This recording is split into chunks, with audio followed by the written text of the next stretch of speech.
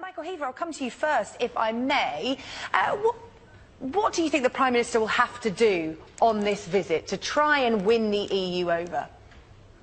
There are really two sides to this. First of all, there's the side in terms of Jean-Claude Juncker out in Brussels. I mean, David Davis, he's been a class act. Really, he's outclassed Michel Barnier in the negotiations and in terms of the press conferences. But she has to send a strong message from the British government that no deal is a serious option, that they're not just going to take whatever Brussels are offering. And the only way they can do that is by dealing with things back home, which is getting rid of a Chancellor who's saying that he's only going to invest significant funds in preparing for a no deal at the last possible moment. This is a ridiculously weak negotiating position because of the Remainers still in the cabinet that Theresa May has to sack, has to get rid of if she wants to strengthen the UK's hand and get a really good deal in the negotiations. Because at the moment we're seeing absolutely no progress. The EU are running around in circles, and my big fear is, and it's looking increasingly likely, that the EU are treating this negotiation as they treat the euro, not as an economic conversation, not as something based on economic logic, but a political propaganda victory. They're trying to send a warning that Brexit is going to have to be a huge mess,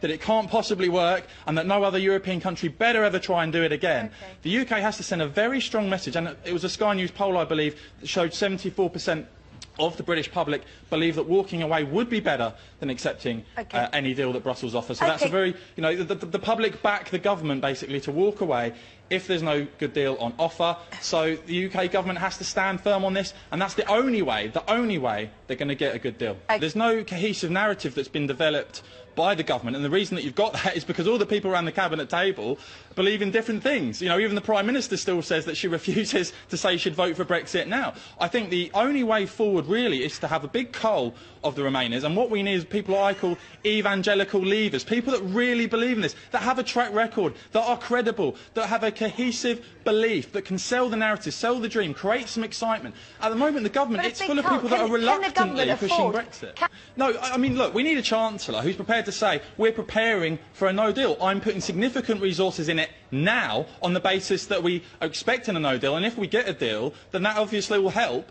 But the only way we're going to get a good deal is if the EU take the threat seriously, that we are investing now, we are preparing now to get out of the EU without a deal, and you have to have people fundamentally that believe in it. And the Conservative Party has an existential crisis here because their popularity in coming years is going to be on the basis of how they perform on Brexit.